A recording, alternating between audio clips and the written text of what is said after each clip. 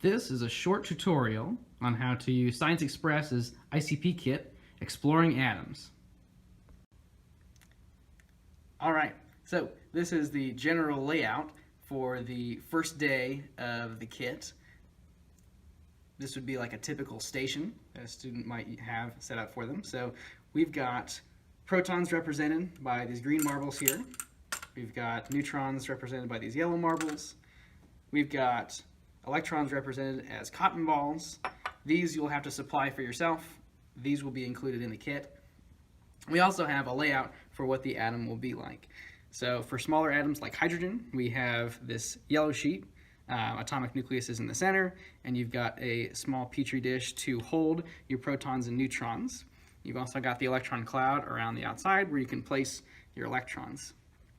We've also got a larger atom, so you can have kind of the larger electron clouds as you step into the second period of the periodic table, getting into atoms like fluorine, so you can hold kind of more stuff around here.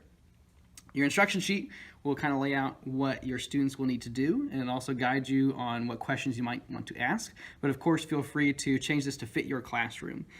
This kit is designed to bridge from the atomic structure that you may have already covered in your class into bonding.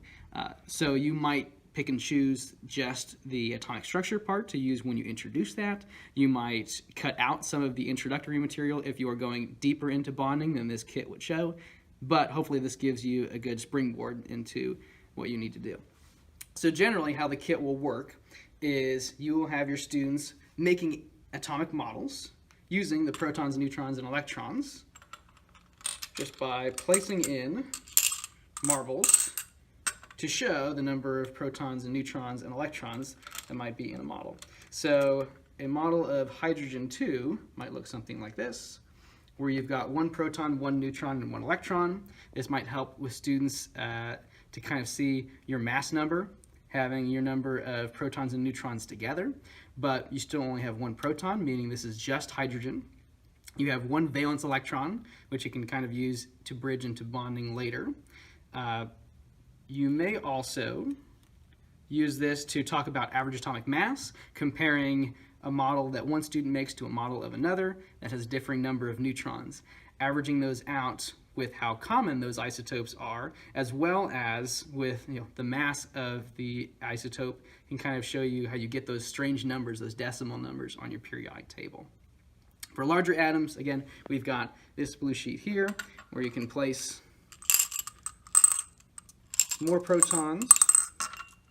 So if we wanted to make 1, 2, 3, 4, 5, 6, an atom of carbon, we could have 6 protons. If we wanted to make it carbon 12, we could have 6 neutrons to go along with it. 1, 2, 3, 4, 5, 6. And we could also show it's 4 valence electrons. 1, 2, 3, 4. The kit should have enough marbles and sheets to supply 12 groups. There should be enough marbles so that you can make the models that this requests. So if you have multiple models going at the same time, you should have enough. Based on how your lab tables are set up, you might want to put some white paper in the background of these transparent sheets.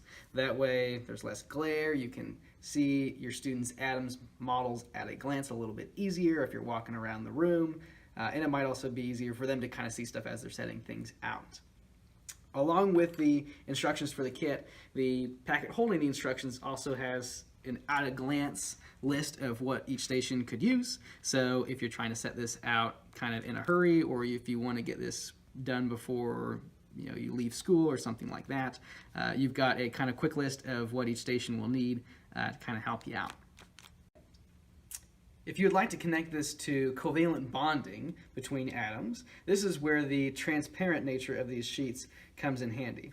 We can overlap these pretty easily to show how our electron cloud can be shared between atoms, especially looking at the number of valence electrons that are shared in that crossover. So if we were to look at 2 atoms, say a small atom like hydrogen and a larger one like oxygen, if we set out their valence electrons, hydrogen's 1, and oxygens 1, 2, 3, 4, 5, 6. We can share those electrons in this overlapped region to represent that covalent bond. You can then go kind of show the extent of this, maybe with the octet rule, if you'd like to connect to that. Put in another atom of hydrogen, share another electron here, another hydrogen, to make a water molecule. Right? So we can show how these valence electrons are shared between these atoms. You can show the extent of bonding, you could talk about molecular shape. You can take this in really any direction you would like to. We supply enough materials for up to 4 small atoms for every large atom. So you can get into molecules of CH4, or you could do NH3, things like that. The icing on the cake for this kit are these SNATOS models. They're great at showing how atoms may bond covalently, quickly, with magnets, while still reflecting the correct molecular shape. This can help if you would like to show why some bonds do not go across, might go at stranger angles, like for this water molecule. You can make all the different molecules that we cover in this kit, and you might even encourage your students to try making other molecules based on the number of valence electrons that you can share in these covalent bonds.